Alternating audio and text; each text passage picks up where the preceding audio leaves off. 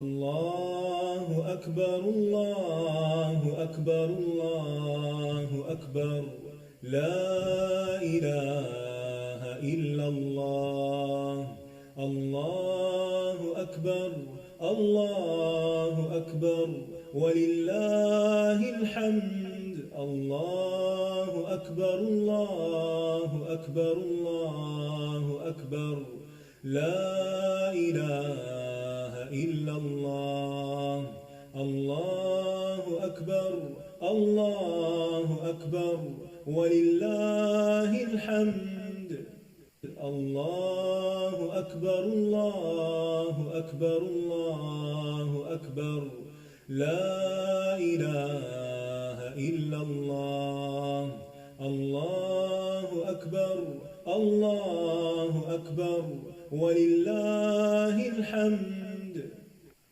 السلام علیکم ورحمۃ اللہ وبرکاتہ. نحمدہ ونصلی علی رسولہ الکریم. اما بعد فاعوذ باللہ من الشیطان الرجیم. بسم اللہ الرحمن الرحیم.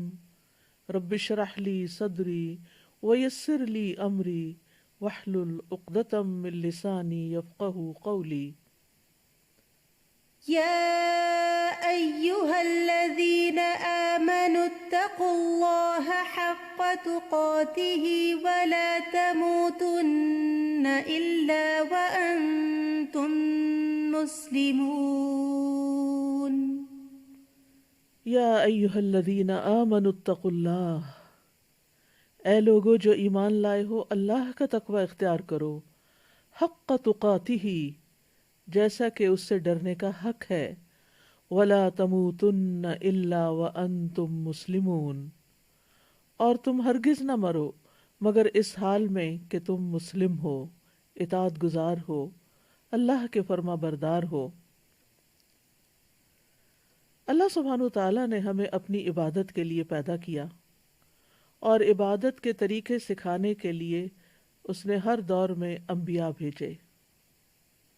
عبادت میں کچھ کرنے کے کام ہیں اور کچھ ایسی چیزیں ہیں جن سے بچنا ضروری ہے. جو شخص اللہ رب العزت کو پہچان کر، اس کی عظمت کو جان کر اس کے آگے جھک جائے، ان کاموں کو اختیار کر لے جن کے کرنے کا اس نے حکم دیا ہے، اور ان چیزوں سے رک جائے جن سے روکا گیا ہے، تو گویا اس نے تقوی کا راستہ اختیار کر لیا. تقوی اس بات کی علامت ہے کہ انسان نے اپنے رب کو پہچان لیا اور عظمت کو جان لیا.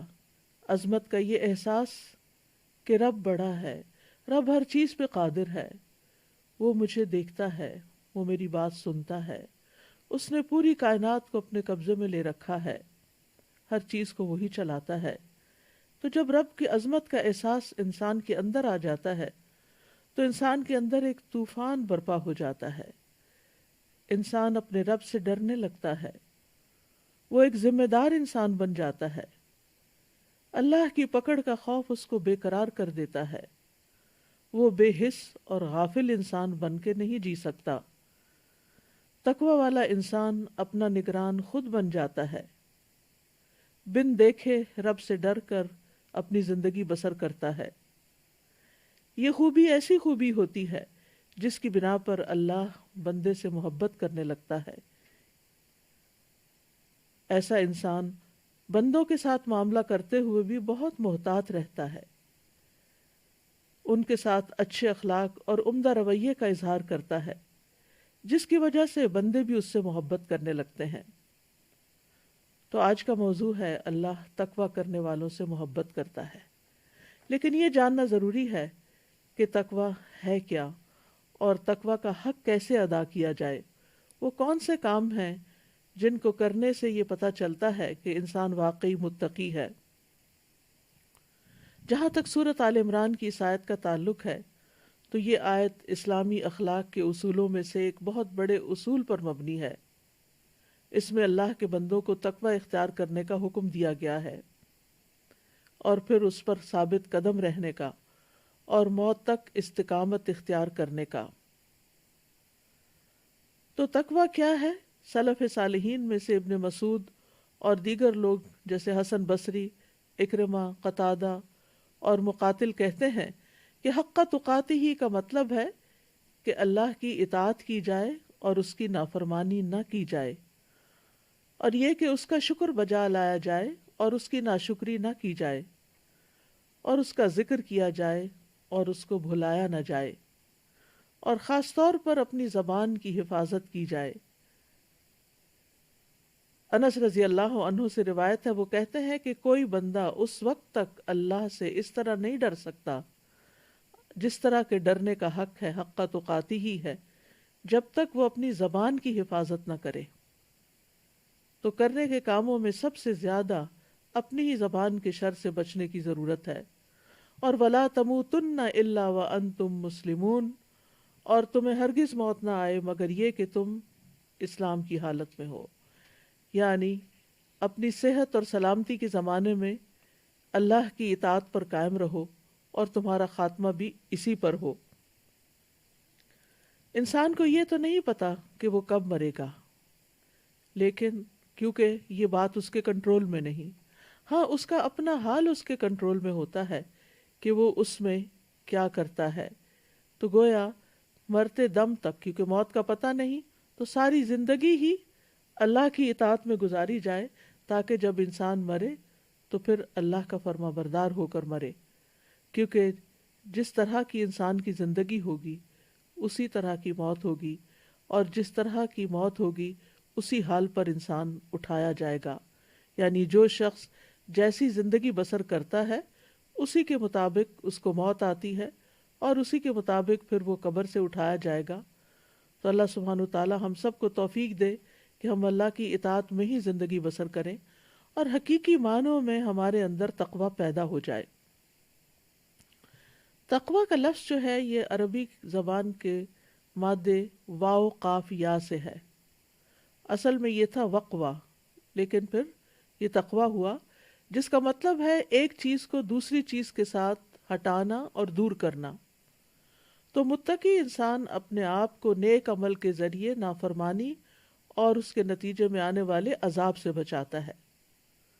تقوی کا معنی ہے الصیانہ، عربی میں الصیانہ، الحذر، الحمایہ اور الحفظ۔ تو صاحب لسان العرب کہتے ہیں کہ تقوی کہتے ہیں خود کو عیبوں سے بچانا اور بچاؤ اور احتیاط اور حفاظت اختیار کرنا، یعنی شریعت میں کمال درجے پر ہر اس چیز سے بچنا جو قیامت کے دن نقصان دے، یعنی اللہ تعالیٰ کے اوامر کو بجا لانا اور نواہی سے اجتناب کرنا۔ متقین وہ ہوتے ہیں جو گناہوں سے بچتے ہیں اور فرائض ادا کر کے اپنے آپ کو عذاب سے بچاتے ہیں۔ حضرت علی رضی اللہ عنہ کہتے ہیں کہ تقوی گناہوں پر اصرار کو چھوڑ دینا ہے، یعنی انسان کمزور ہے، انسان سے گناہ ہو جاتے ہیں، لیکن متقی انسان گناہ پر اصرار نہیں کرتا، غلطی ہونے پر وہ فوراً اللہ کی طرف رجوع کرتا ہے۔ اور فرمایا کہ تقوی کیا ہے؟ الخوف من الجلیل والعمل بالتنزیل والقناعۃ بالقلیل والاستعداد لیوم الرحیل۔ اللہ عز و جل سے ڈرنا، وحی الہی یعنی قرآن و سنت پر عمل کرنا، تھوڑے پر قناعت کرنا اور موت کی تیاری کرنا، اور یہ کہ تمہارے اور تمہارے رب کے درمیان کوئی بچاؤ ہو، یعنی اللہ کے عذاب سے بچ جاؤ۔ ان تجعل بینک و بین عذاب اللہ وقایہ۔ اور پھر یہ کہ تقوی یہ ہے کہ انسان اللہ کی عبادت ایسے کرے جیسے اس کو دیکھ رہا ہے، اور اگر وہ نہیں دیکھتا تو اللہ تو اس کو دیکھتا ہی ہے، اور یہی تعریف احسان کی بھی ہے۔ ابن قیم رحمۃ اللہ علیہ تقوی کی مختلف شرعی تعریفات بیان کرتے ہوئے کہتے ہیں کہ حقیقت میں شرعی تقوی اللہ کی اطاعت میں کیا جانے والا وہ عمل ہے جو ایمان کی حالت میں اور اجر کی نیت رکھتے ہوئے اللہ کے احکامات پر عمل کرنے اور اس کی منہیات کہتے جن چیزوں سے منع کیا گیا ہے اس سے بچنے کی صورت میں سر انجام دیا جاتا ہے۔ پس اللہ نے جو حکم دیا ہے متقی انسان حکم دینے والے پر ایمان لاتے ہوئے اور اس کے وعدے کی تصدیق کرتے ہوئے اس پر عمل کرتا ہے، اور جس چیز سے اللہ نے منع کیا ہے وہ منع کرنے والے پر ایمان لاتے ہوئے، یعنی اللہ سبحانہ تعالیٰ پر ایمان لاتے ہوئے اور اس کے عذاب سے ڈرتے ہوئے اس کو چھوڑ دیتا ہے۔ بعض سلف تو یہ بھی کہتے ہیں کہ تم تقویٰ کی حقیقت کو اس وقت تک نہیں پہنچ سکتے جب تک کہ تم ایسے کام بھی نہ چھوڑ دو جن میں کوئی حرج نہیں، اسی بات سے بچتے ہوئے کہ حرج والے کاموں میں نہ پڑ جاؤ۔ تم مباح چیزیں بھی اس لیے چھوڑ دو کہ ممنوع سے بچ جاؤ۔ فیروز آبادی کہتے ہیں کہ تقویٰ سے مراد ہر اس چیز سے پرہیز کرنا ہے جس میں نقصان ہو، یعنی نقصان دینے والی اور خصوصاً آخرت میں نقصان دینے والی چیزوں سے بچنا، اور وہ ہے نافرمانی اور فضول کام، لغو کام۔ اسی طرح ابن عمر رضی اللہ عنہ کہتے ہیں کہ بندہ تقویٰ کی اصل حقیقت کو نہیں پہنچ سکتا جب تک کہ وہ بات بھی نہ چھوڑ دے جو دل میں کھٹکتی ہو، یعنی دل میں شک ڈالنے والی اور کھٹکنے والی بات کو بھی چھوڑ دینا چاہیے۔ اسی طرح یہ بھی کہا گیا ہے کہ تقویٰ سے مراد نفس کی لذتوں کو ترک کر دینا اور خواہشات کی مخالفت کرنا ہے۔ عمر رضی اللہ عنہ نے ابی ابن کعب سے تقویٰ کے بارے میں پوچھا تو انہوں نے کہا، کیا آپ خاردار رستے سے گزرے ہیں؟ انہوں نے کہا، کیوں نہیں؟ ابی ابن کعب نے کہا، تو آپ کیا کرتے ہیں؟ عمر رضی اللہ عنہ کہتے ہیں، سمٹ کر، کپڑے بچا کر اور بھرپور کوشش کر کے احتیاط سے گزرتا ہوں۔ ابی ابن کعب نے کہا، یہی تقویٰ ہے، یعنی گویا دنیا ایک خاردار جنگل ہے جس میں طرح طرح کی آزمائشیں ہیں، اس میں انسان کے لیے اٹریکشنز ہیں، ڈسٹریکشنز ہیں، جس کی وجہ سے وہ اپنے سیدھے راستے سے بھٹک جاتا ہے۔ تو انسان ایسی تمام چیزوں میں الجھنے کی بجائے، ان تمام امور میں پڑنے کی بجائے جو انسان کو اللہ سے دور لے جائیں، وہ بچتے سنبھلتے ہوئے سیدھے راستے پر چلتا رہے تاکہ اپنی منزل کو پہنچ سکے۔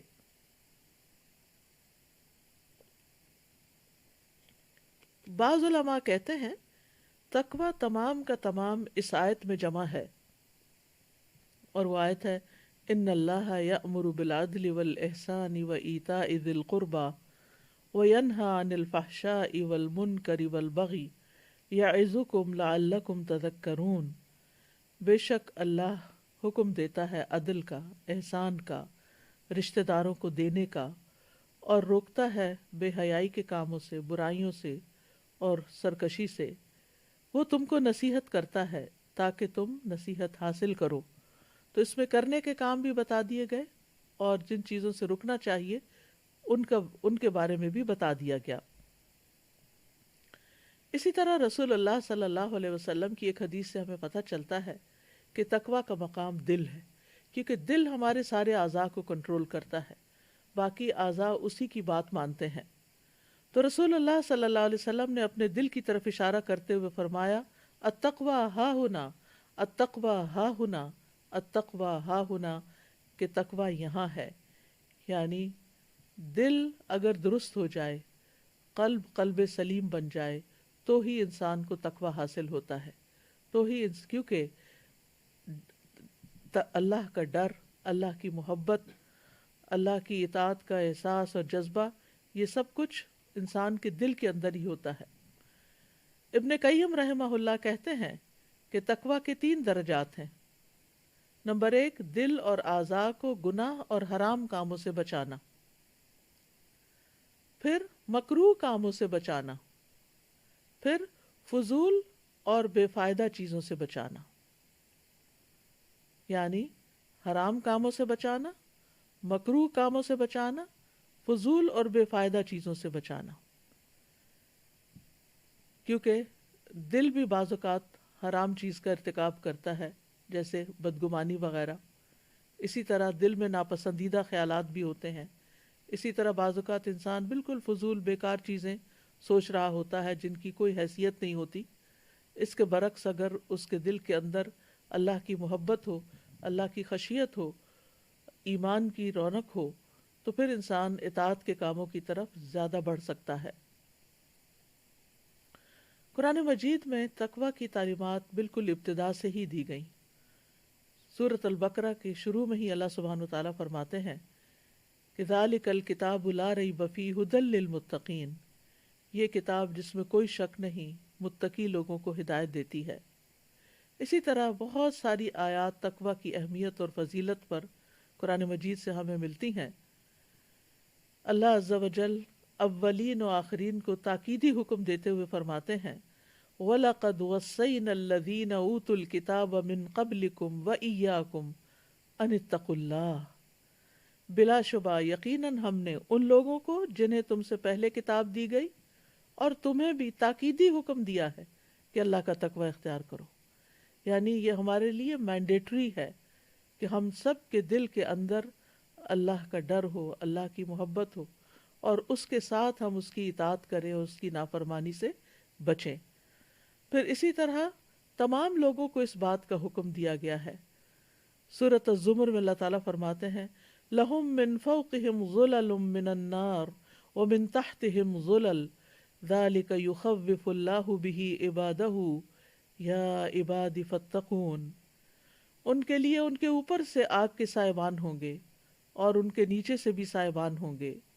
یہ ہے وہ چیز جس سے اللہ اپنے بندوں کو ڈراتا ہے، اے میرے بندو بس تم مجھ سے ڈرو، فاتقونی یعنی میرا تقوی اختیار کرو، کیونکہ تقوی بچانے والا ہے، نجات دینے والا ہے۔ تمام انبیاء اپنی اپنی قوموں کو تقوی کا حکم دیتے رہے۔ نوح علیہ السلام نے کہا اذ قال لهم اخوهم نوح الا تتقون، جب ان سے ان کے بھائی نے نوح علیہ السلام نے کہا کیا تم تقوی اختیار نہیں کرتے۔ سورۃ الشعراء میں متعدد پیغمبروں کی بات کرتے ہوئے اللہ سبحانہ وتعالیٰ اسی انداز میں حضرت ہود کے بارے میں فرماتے ہیں اذ قال لهم اخوهم ہود الا تتقون، ان کے بھائی ہود نے ان سے کہا کیا تم تقوی اختیار نہیں کرتے۔ اذ قال لهم اخوهم صالح الا تتقون، جب ان سے ان کے بھائی صالح نے کہا کیا تم تقوی اختیار نہیں کرتے۔ اذ قال لهم اخوهم لوط الا تتقون، جب ان کے بھائی لوط نے ان سے کہا کیا تم تقوی اختیار نہیں کرو گے۔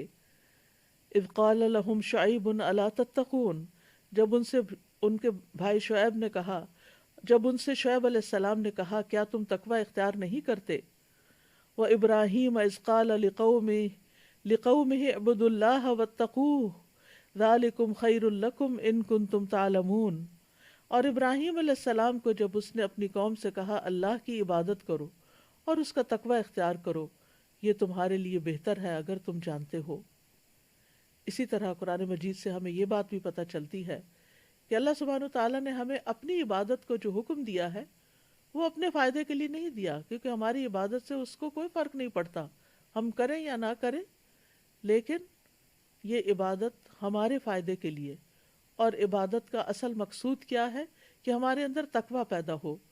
سورۃ البقرہ میں اللہ تعالیٰ فرماتے ہیں یا ایھا الناس اعبدوا ربکم الذی خلقکم والذین من قبلکم لعلکم تتقون، اے لوگو اپنے اس رب کی عبادت کرو جس نے تمہیں بھی پیدا کیا اور تم سے پہلے لوگوں کو بھی، تاکہ تم میں تقوی پیدا ہو۔ رمضان کی آمد ہے اور رمضان کے روزوں کا مقصد بھی ہمارے اندر تقوی پیدا کرنا ہے، لہٰذا اس مہینے کی مناسبت سے بھی ہم سب کو اپنا یہ گول رکھنا چاہیے، مقصد رکھنا چاہیے کہ اس مہینے میں روزے رکھ کر، تراویح پڑھ کر، قرآن کی تلاوت کر کے، قرآن کو سمجھ کے، صدقہ خیرات کر کے، انسانوں کی ہمدردی، کیونکہ شہر المواسات بھی ہے، انسانوں کی ہمدردی کرتے ہوئے ان ساری باتوں کے نتیجے میں جو چیز ہمارے اندر آنی چاہیے، کیونکہ یہ سب تو وسائل ہیں، ذرائع ہیں، لیکن ہمیں کیا کرنا ہے، ان سب کاموں کو کر کے یہ دیکھنا ہے کہ ہمارے اندر اللہ کا ڈر پیدا ہو رہا ہے یا نہیں، ہمیں اللہ سے محبت ہو رہی ہے یا نہیں، ہم اللہ کے قریب ہو رہے ہیں یا نہیں۔ کیونکہ اگر انسان شہر بھر میں گاڑی دوڑاتا رہے اور اپنی منزل تک نہ پہنچے تو وہ خسارے میں ہے۔ اسی طرح اگر انسان سارا مہینہ محنت کرتا رہے، عبادت کرتا رہے، لیکن اس کے اندر تقوی ہی نہ پیدا ہو، وہ قوت ایمانی ہی نہ پیدا ہو کہ جس کی وجہ سے وہ رمضان کے بعد بھی برائیوں سے بچ سکے اور نیک کاموں کی طرف لپکے اور نیک کاموں کا شوق رکھے، تو پھر یہ ساری محنت کس کام کی؟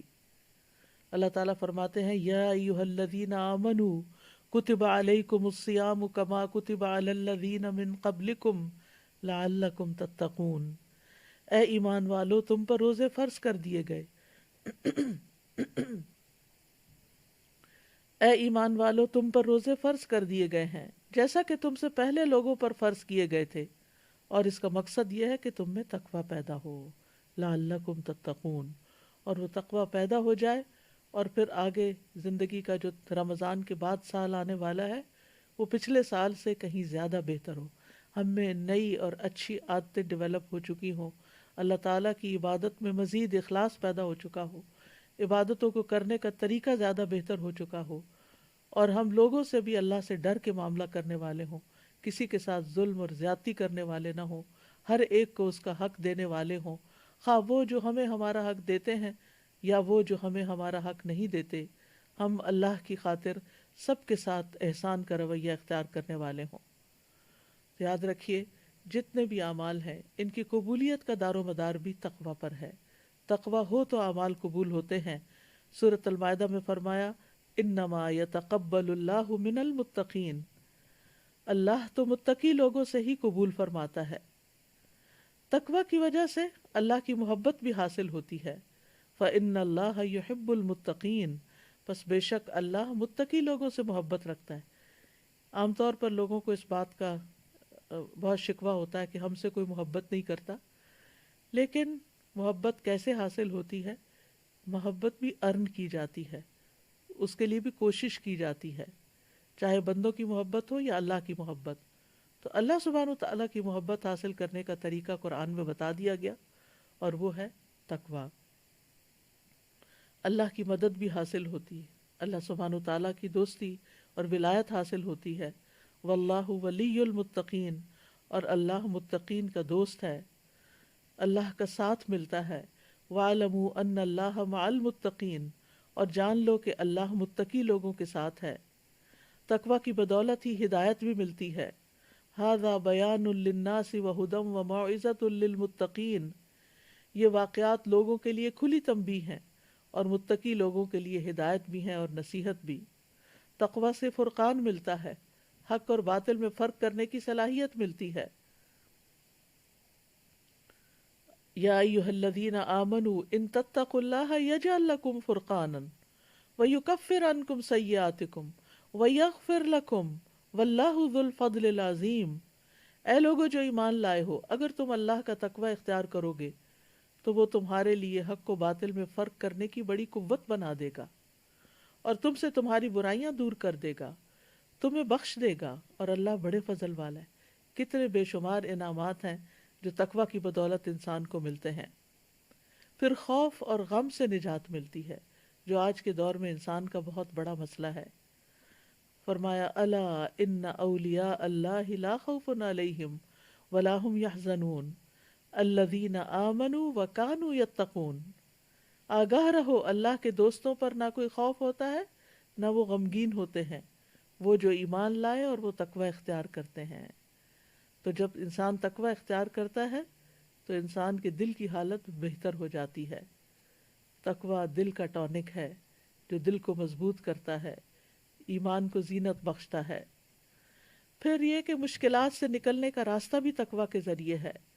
سورۃ الطلاق میں اللہ تعالیٰ فرماتے ہیں وَمَن يَتَّقِ اللَّهَ يَجْعَل لَّهُ مَخْرَجًا وَيَرْزُقْهُ مِنْ حَيْثُ لَا يَحْتَسِبُ، جو کوئی اللہ کا تقوی اختیار کرے گا تو وہ اس کے لیے مشکلات سے نکلنے کا راستہ پیدا فرما دے گا، اور وہ اس کو وہاں سے رزق عطا فرمائے گا جہاں سے اس کا گمان بھی نہ ہوگا۔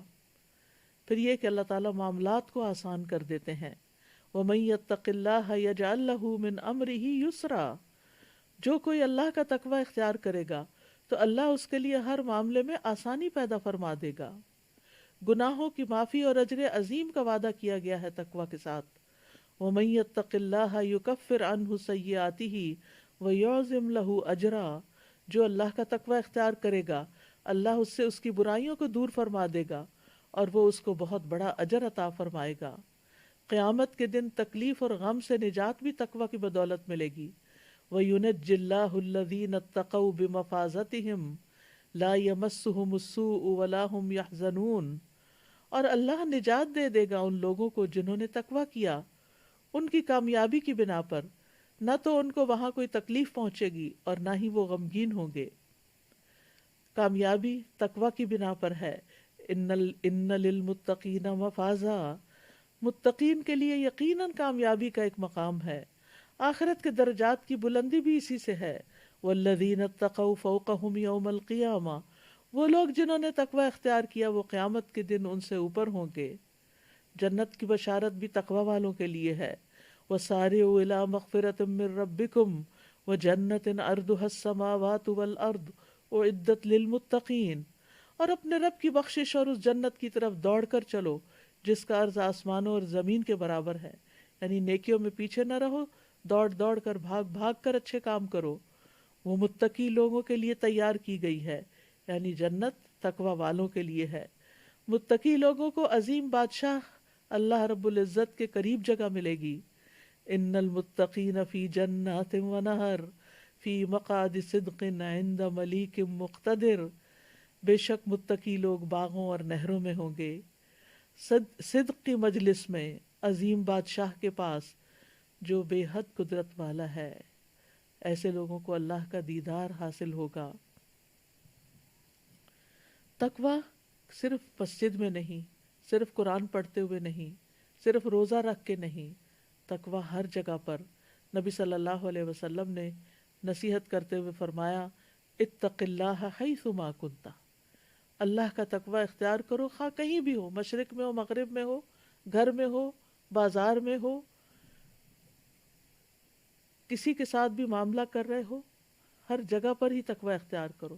ہر رشتے میں، ہر تعلق میں تقوی، چاہے اللہ سے تعلق ہو یا بندوں سے تعلق ہو، خفیہ طور پر بھی اور ظاہری طور پر بھی. یعنی تقوی کا صرف اظہار نہیں کیا جاتا کچھ مخصوص لباس پہن کے یا مخصوص شکل اور حیت بنا کر، بلکہ اس کا تعلق ظاہر سے زیادہ دل کے اندر ہے. وہ لباس التقوی کی بات جو قرآن میں آتی ہے وہ بھی دراصل دل کا لباس ہے کہ دل کے اندر یعنی کہ ایسے یعنی شرم و حیا ہو، ایسی اللہ کی خشیت ہو کہ جس کی وجہ سے انسان ہر ایک کے ساتھ معاملہ درست رکھے.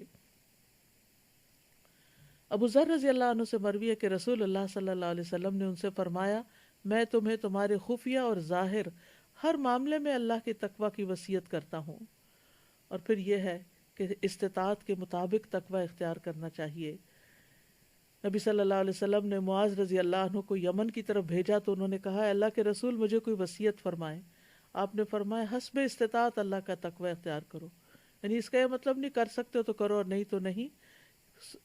سورۃ آل عمران کی اس آیت نے کہ حق تقاتی ہی کی بات کر کے کہ اس کا حق ادا کرو، کیونکہ تقوی ہر نیکی کی بنیاد ہے، ہر نیکی کی جڑ ہے، ہر خیر کو جمع کرنے کا ذریعہ ہے، اور تقوی ہمارے اعمال کو خوبصورت بنا دیتا ہے. ابو ذر کہتے ہیں میں نے عرض کیا یا رسول اللہ مجھے کوئی نصیحت فرمائیے. آپ نے فرمایا میں تمہیں اللہ کے تقوی کی نصیحت کرتا ہوں کیونکہ تقوی تمہارے تمام معاملات کو خوبصورت بنانے والا ہے. اللہ کے ہاں عزت بھی تقوی والوں کی ہے. ان اکرمکم عند اللہ اتقاکم. آپ سے پوچھا گیا سب سے زیادہ معزز کون ہے؟ تو آپ نے فرمایا وہ جو سب سے زیادہ متقی ہو، وہ سب سے زیادہ عزت والا ہے. کہ ان اکرمکم عند اللہ اتقاکم.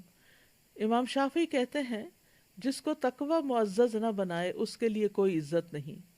یعنی جو تقوی اختیار کر کے باعزت نہیں بنا وہ باعزت نہیں ہے. قیامت کے دن تقوی والوں کو نبی صلی اللہ علیہ وسلم کا ساتھ ملے گا. معاذ بن جبل کہتے ہیں کہ رسول اللہ صلی اللہ علیہ وسلم نے فرمایا بے شک تمام لوگوں میں سب سے زیادہ میرے قریب متقی ہیں، خواہ وہ کوئی بھی ہو اور کہیں بھی ہو. یعنی کسی بھی رنگ کے، نسل کے، کسی بھی علاقے کے، اور کہیں بھی رہتے ہوں، قریب رہتے ہوں یا دور رہتے ہوں.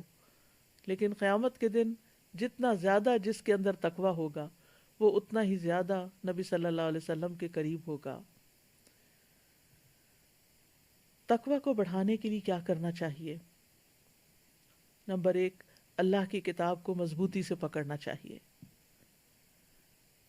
سورۃ البقرہ میں اللہ تعالیٰ بنی اسرائیل سے مخاطب ہو کے فرماتے ہیں وَإِذْ أَخَذْنَا مِيثَاقَكُمْ وَرَفَعْنَا فَوْقَكُمُ الطُّورَ خُذُوا مَا آتَيْنَاكُمْ بِقُوَّةٍ وَاذْكُرُوا مَا فِيهِ لَعَلَّكُمْ تَتَّقُونَ۔ جب ہم نے تم پر طور پہاڑ کو بلند کر کے تم سے پختہ عہد لیا تھا، کیا عہد تھا؟ کہ جو کتاب ہم نے تمہیں دی ہے اس پر مضبوطی سے عمل پیرا ہونا، اور جو احکام اس میں درج ہیں انہیں خوب یاد رکھنا، شاید کہ تم متقی بن جاؤ۔ تو اس سے یہ پتہ چلتا ہے کہ تقویٰ کے لیے سب سے اہم چیز قرآن مجید کو پکڑ کے رکھنا، اسے پڑھنا، اسے سمجھنا، اس میں تدبر کرنا اور اسے زندگی بھر کا ساتھی بنانا، تاکہ وہ قبر میں بھی ہمارا ساتھی ہو۔ دوسری چیز، سنت رسول اللہ صلی اللہ علیہ وسلم کی پیروی کرنا۔ ایک شخص نے عمر بن عبدالعزیز کو لکھا جس میں اس نے تقدیر کا مسئلہ پوچھا، تو انہوں نے جواب میں لکھا اما بعد، میں تمہیں اللہ سے ڈرنے کی وصیت کرتا ہوں، اور یہ کہ اس کے معاملے میں اعتدال سے کام لو، اللہ کے نبی کی سنت کا اتباع کرو اور بدعت کرنے والوں کی بدعات سے دور رہو، جبکہ آپ کی سنت جاری ہو چکی ہے، اس میں لوگوں کی ضروریات پوری ہو چکی، پس سنت کو لازم پکڑو، کیونکہ اللہ کے اذن سے وہ تمہارے لیے بچاؤ کا ذریعہ ہے۔ پھر اللہ کے راستے کی اتباع کرنا اور دوسرے راستے چھوڑ دینا۔ وَأَنَّ هَذَا صِرَاطِي مُسْتَقِيمًا فَاتَّبِعُوهُ وَلَا تَتَّبِعُوا السُّبُلَ فَتَفَرَّقَ بِكُمْ عَنْ سَبِيلِهِ ذَلِكُمْ وَصَّاكُمْ بِهِ لَعَلَّكُمْ تَتَّقُونَ، اور بلا شبہ یہی میری سیدھی راہ ہے، لہٰذا اسی پر چلتے رہو اور دوسری راہوں پر نہ چلو، ورنہ تمہیں اللہ کے راستے سے جدا کر دیں گی۔ اللہ نے تمہیں انہی باتوں کا حکم دیا ہے شاید کہ تم متقی بن جاؤ۔ تو صراط مستقیم کی پیروی کرتے رہنا یہ انسان کو تقویٰ کے اوپر جما دیتا ہے۔ پھر ہدایت پر استقامت اختیار کرنا، والذین اہتدوا زادہم ھدی وآتاہم تقواہم، جن لوگوں نے ہدایت پائی اللہ ان کو اور زیادہ ہدایت دیتا ہے اور تقویٰ عطا کر دیتا ہے۔ تو ہدایت کے راستے پر رہنا جو ہے وہ انسان کو تقویٰ کے حصول میں مدد دیتا ہے۔ تقویٰ کے حصول کے لیے دعا بھی کرنی چاہیے۔ صحیح مسلم میں ایک دعا آتی ہے جس میں براہ راست تقویٰ کا سوال کیا گیا ہے، اللہم انی اسألک الہدی والتقی والعفاف والغنی، اے اللہ میں تجھ سے ہدایت، تقویٰ، پاک دامنی اور غنا کا سوال کرتا ہوں۔ اللہم آت نفسی تقواہا وزکیہا انت خیر من زکاہا انت ولیہا ومولاہا، اے اللہ میرے نفس کو تقویٰ دے، اس کو پاکیزہ کر دے، تو ہی اس نفس کو سب سے بہتر پاک کرنے والا ہے اور تو ہی اس کا کارساز اور مولا ہے۔ اور چوتھی چیز ہے صحبت صالح۔ اگر انسان ایسے لوگوں کے ساتھ رہتا ہے جو اپنی زبان کی حفاظت کرتے ہیں، جو اپنی نگاہوں کی حفاظت کرتے ہیں، جو اپنے منہ میں لے جانے والے لقمے کی حفاظت کرتے ہیں کہ وہ حرام کا نہ ہو حلال کا ہو، تو ایسے لوگ، ان کی کمپنی میں رہنا انسان کو تقویٰ میں مددگار ہوتا ہے۔ آیت کے آخری حصے میں فرمایا وَلَا تَمُوتُنَّ إِلَّا وَأَنْتُمْ مُسْلِمُونَ، اور تمہیں موت نہ آئے مگر یہ کہ تم مسلمان ہو، یعنی ساری زندگی تقویٰ پر قائم رہو، استقامت اختیار کرو تاکہ مرتے وقت بھی تم اللہ کے فرما بردار ہو۔ تو گویا دوسرے لفظوں میں پھر تقویٰ کیا ہوا؟ مسلسل اللہ کی فرما برداری کی حالت میں رہنا اور اس کے لیے تگ و دو کرنا۔ ہم سب جانتے ہیں کہ موت ایک اٹل حقیقت ہے، ہم میں سے ہر ایک کو واپس جانا ہے۔ کل نفس ذائقۃ الموت، ہر شخص کو موت کا مزہ چکھنا ہے، لہٰذا اس کی تیاری بہت ضروری ہے۔ دنیا میں اگر ایک چھوٹا سا سفر بھی درپیش ہو تو گھنٹوں پہلے اور بعض اوقات دنوں اور ہفتوں اور مہینوں پہلے تیاری شروع کر دیتے ہیں، لیکن موت کے لیے ہم کیا تیاری کر رہے ہیں؟ ہم سب کو سوچنا چاہیے کہ آگے کے لیے کیا سامان جمع کیا ہے،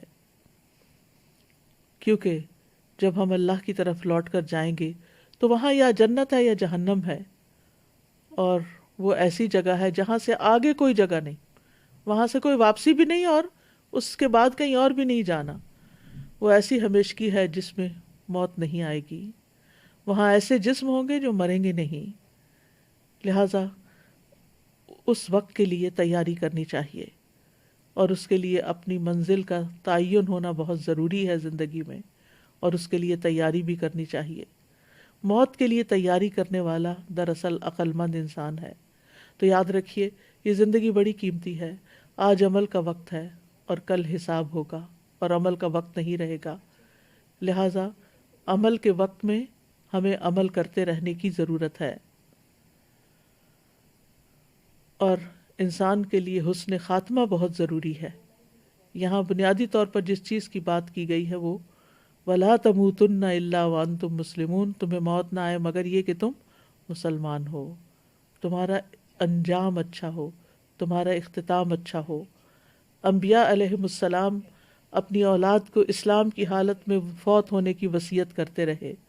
وَوَصَّى بِهَا إِبْرَاهِيمُ بَنِيهِ وَيَعْقُوبُ یا بنی ان اللہ اصطفیٰ لکم الدین فلا تموتن الا وانتم مسلمون، اور اسی کی وصیت ابراہیم نے اپنے بیٹوں کو کی اور یعقوب نے بھی، اے میرے بیٹو، بے شک اللہ نے تمہارے لیے یہ دین چن لیا ہے تو تم ہرگز فوت نہ ہونا مگر اس حال میں کہ تم فرما بردار ہو۔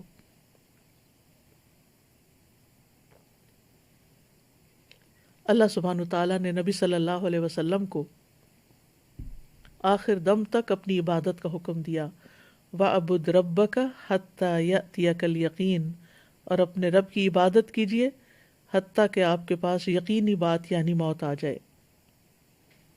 تو جو لوگ نیکی کے راستے پر فوت ہوں ان کے لیے موت کے وقت خوشخبریاں ہوں گی، یا ایتھا النفس المطمئنہ ارجعی الی ربک راضیۃ مرضیہ فادخلی فی عبادی وادخلی جنتی، اے نفس مطمئنہ اپنے رب کی طرف لوٹ چل، تو اس سے راضی ہو اور وہ تجھ سے راضی ہو، بس میرے خاص بندوں میں داخل ہو جاؤ اور میری جنت میں داخل ہو جاؤ۔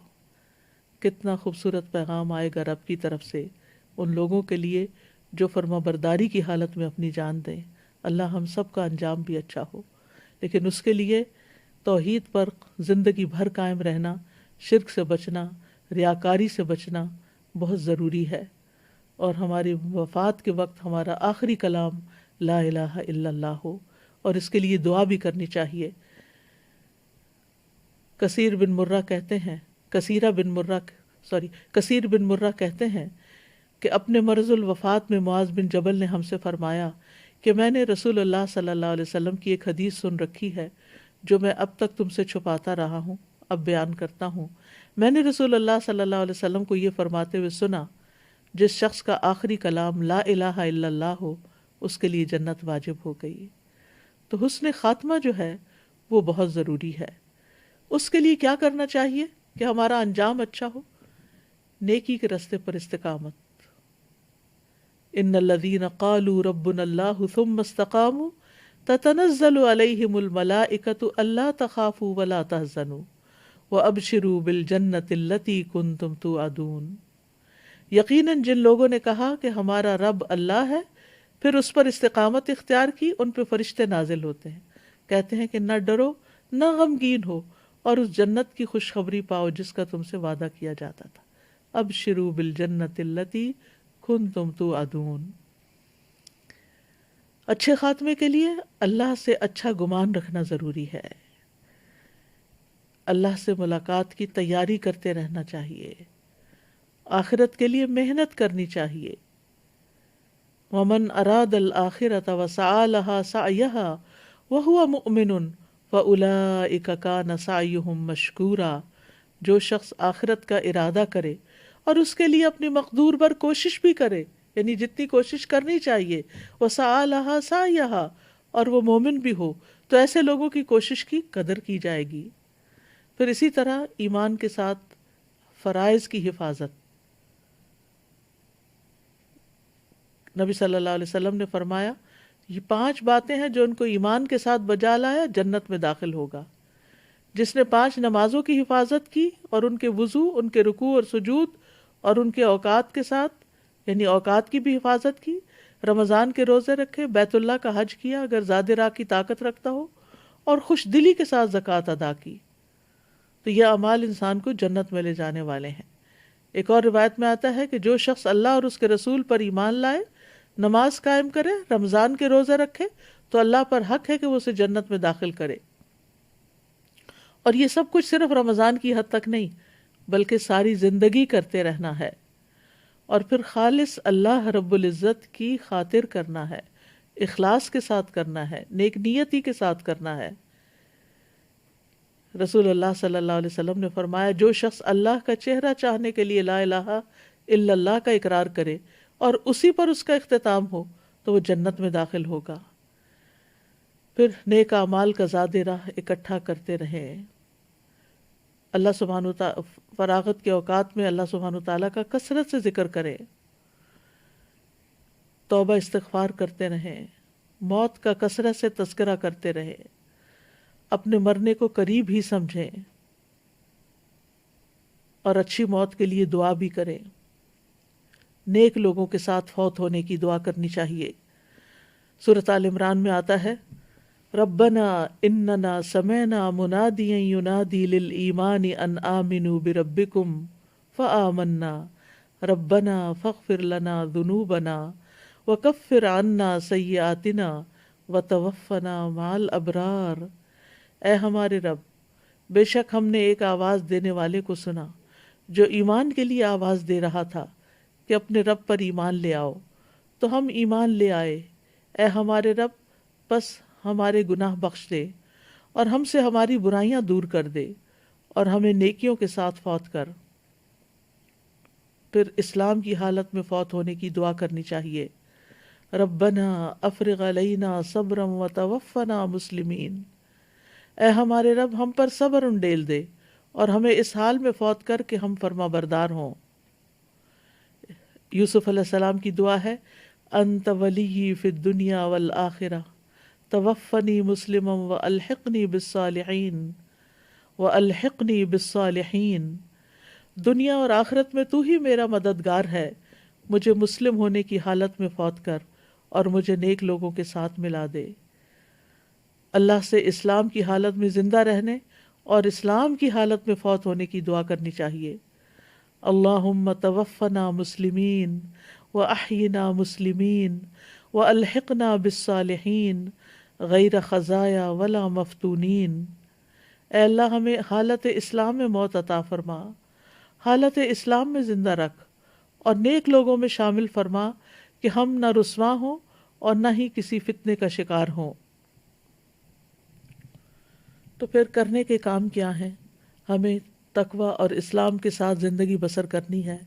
تقوی دل کے حال کا نام ہے اور اسلام ظاہر کا نام ہے، یعنی اپنے ظاہر اور باطن کو خوبصورت بنانا ہے، اور پھر اللہ سبحانہ وتعالیٰ کی خاطر زندگی بسر کرنی ہے، اپنے فرائض ادا کرنے ہیں، کسی نیکی کو حقیر نہیں سمجھنا، چاہے وہ کتنی ہی چھوٹی کیوں نہ ہو۔ نبی صلی اللہ علیہ وسلم نے فرمایا، اللہ عز و جل سے ڈرو اور کسی نیکی کو حقیر مت سمجھو، اگرچہ وہ نیکی اپنے ڈول سے کسی پانی مانگنے والے کے برتن میں پانی ٹپکانا ہی کیوں نہ ہو۔ پھر اللہ سے ڈرتے ہوئے گناہ چھوڑنے ہیں۔ رمضان بہترین موقع ہے کہ جس میں ہم گناہوں کو چھوڑ دیں، نمازوں کی پابندی کریں اور بہت سارے نیکی کے کام کریں، قرآن پڑھیں، دعائیں مانگیں، کیونکہ روزہ دار کی دعا قبول ہوتی ہے، تراویح کا اہتمام کریں۔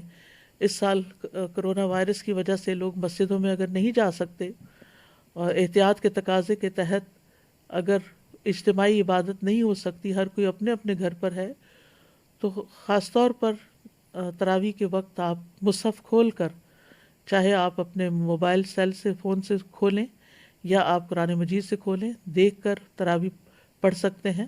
اور اگر گھر میں زیادہ لوگ ہیں تو ایک شخص دیکھ کر تراویح لیڈ بھی کر سکتا ہے، یعنی مصحف سے دیکھ کر بھی پڑھا سکتے ہیں۔ حضرت عائشہ رضی اللہ تعالیٰ عنہ کے غلام تھے ذکوان، وہ مصحف سے دیکھ کر نماز لیڈ کرتے تھے۔ پھر اسی طرح ہم اپنی زندگیوں کا محاسبہ کریں، جائزہ لیں کہ ہمارے اندر کون کون سے حرام کام ہیں، تو اللہ کے ڈر سے ان کو چھوڑ دیں، اپنی خواہشات قابو میں رکھیں۔ روزہ تو ہمیں سیلف کنٹرول سکھاتا ہے، جن چیزوں کے لیے ٹمپٹیشن ہوتی ہے ان کو انسان روزے میں چھوڑ دیتا ہے، چاہے کتنی ہی پسند کی چیز کیوں نہ ہو. تو اسی طرح بری خواہشات پر بھی قابو رکھیں. اپنی نظروں کی حفاظت کریں. نظروں کی حفاظت میں صرف ظاہری طور پر نہیں بلکہ موبائلز کے اوپر بھی، فونز کے اوپر بھی تصویریں دیکھنا، عورتوں کے لیے مردوں کی یا مردوں کے لیے عورتوں کی، یا پونز یعنی ننگی تصویریں دیکھنا، یہ سب کچھ حرام میں آتا ہے. اس سے انسان کو بچنا چاہیے. پھر اپنی زبان کی حفاظت کریں، اپنے باطن کی حفاظت، اپنے خیالات کی حفاظت. ابن تیمیہ رحمۃ اللہ علیہ کہتے ہیں کہ جب آپ باطنی چیزوں کو اچھا کر لیں گے تو اللہ ظاہری چیزوں کو بھی اچھا کر دے گا. یعنی اندر سے اٹھے گا، اندر کو اچھا کرنے کی فکر کریں تو ظاہر خود بخود ٹھیک ہو جائے گا. لباس کے معاملے میں اللہ کا تقوی اختیار کریں، لوگوں سے بے نیاز رہیں، مخفی رہیں، لوگوں سے بہت زیادہ ایکسپیکٹیشنز نہیں رکھیں، خاموشی سے کام کریں، نیکیاں چھپ چھپ کر نیکیاں کریں. اپنے ساتھ اپنے گھر والوں کو بھی تقوی کی نصیحت کریں. قوا انفسکم و اہلیکم کی تفسیر میں مجاہد کہتے ہیں تم اپنے آپ کو اور اپنے گھر والوں کو اللہ کا تقوی اختیار کرنے کی نصیحت کرو اور انہیں ادب سکھاؤ. پھر خادموں کے ساتھ نرم سلوک کریں، جانوروں کے ساتھ اچھا برتاؤ کریں کیونکہ ان کے بھی ہم پر حقوق ہیں. نبی صلی اللہ علیہ وسلم نے فرمایا تھا ان بے زبان جانوروں کے معاملے میں اللہ کا تقوی اختیار کرو. تقوی کی خاطر صلہ رحمی کریں، رشتہ داروں کو میسج بھی بھیجیں، لیکن ایک بات سے پرہیز کریں کہ ہر شخص اٹھتا ہے اور ایک میسج رمضان مبارک کا سب کو گروپس میں ادھر ادھر پوسٹ کرنا شروع کر دیتا ہے، جس سے میسیجز کی تعداد بہت زیادہ بڑھ جاتی ہے. تو اس طرح کے کاموں سے بھی ذرا پرہیز کریں تاکہ دوسروں کا وقت ضائع نہ ہو، اور زیادہ سے زیادہ وقت کو یعنی رمضان کے انتہائی قیمتی وقت کو اللہ تعالیٰ کے ذکر اذکار میں گزاریں اور نیکیوں میں اور عبادت کے کاموں میں گزاریں، نہ کہ سارا وقت موبائل پہ میسیجز ہی چیک کر کے جواب دیتے رہیں. پھر یہ کہ لوگوں سے درگزر کریں. وَأَن تَعْفُوا أَقْرَبُ لِلتَّقْوَىٰ، معاف کرنا تقوی کے سب سے زیادہ قریب ہے. اپنے شر سے لوگوں کو بچائیں. تقوی والوں سے دلی تعلق رکھیں کیونکہ قیامت کے دن وہی آپ کے دوست ہوں گے. الْأَخِلَّاءُ يَوْمَئِذٍ بَعْضُهُمْ لِبَعْضٍ عَدُوٌّ إِلَّا الْمُتَّقِينَ. اس دن متقین کے علاوہ سب دوست ایک دوسرے کے دشمن ہو جائیں گے. لہذا تقوی والوں سے محبت کریں اور ان کی کمپنی میں رہیں. نبی صلی اللہ علیہ وسلم نے فرمایا مومن آدمی کے علاوہ کسی کی صحبت اختیار نہ کرو اور تمہارا کھانا سوائے متقی کے کوئی نہ کھائے. اگر کوئی تقوی کی نصیحت کرے تو اس کو قبول بھی کریں. عبداللہ بن مسعود کہتے ہیں کہ رسول اللہ صلی اللہ علیہ وسلم نے فرمایا اللہ کو سب سے زیادہ ناپسندیدہ بات یہ لگتی ہے کہ ایک آدمی دوسرے سے کہے اتق اللہ، اللہ سے ڈر جا، اور وہ آگے سے جواب دے علیک بنفسک، تم اپنی فکر کرو. حضرت عمر کے بارے میں آتا ہے کہ انہیں کسی نے کہا تھا اتق اللہ تو انہوں نے اپنا گال زمین پر رکھ دیا تھا. یہاں واقعی مجھے ڈرنے کی ضرورت ہے اللہ سے اور عاجزی اختیار کی تھی. تو اللہ سبحانہ و تعالیٰ سے دعا ہے کہ اللہ تعالیٰ تقوی کے اس مہینے میں، قرآن کے اس مہینے میں، روزوں کے اس مہینے میں ہمارے اندر واقعی وہ تقوی پیدا کر دے کہ جو ہماری نجات کا ذریعہ بن جائے اور ہمیں اللہ کا قرب حاصل ہو. وآخر دعوانا ان الحمد للہ رب العالمین. سبحانک اللہم وبحمدک اشہد ان لا الہ الا انت استغفرک واتوب الیک. السلام علیکم ورحمۃ اللہ وبرکاتہ. اللہ اکبر اللہ اکبر اللہ اکبر لا الہ الا اللہ. اللہ اکبر اللہ اکبر وللہ الحمد. اللہ اکبر اللہ اکبر.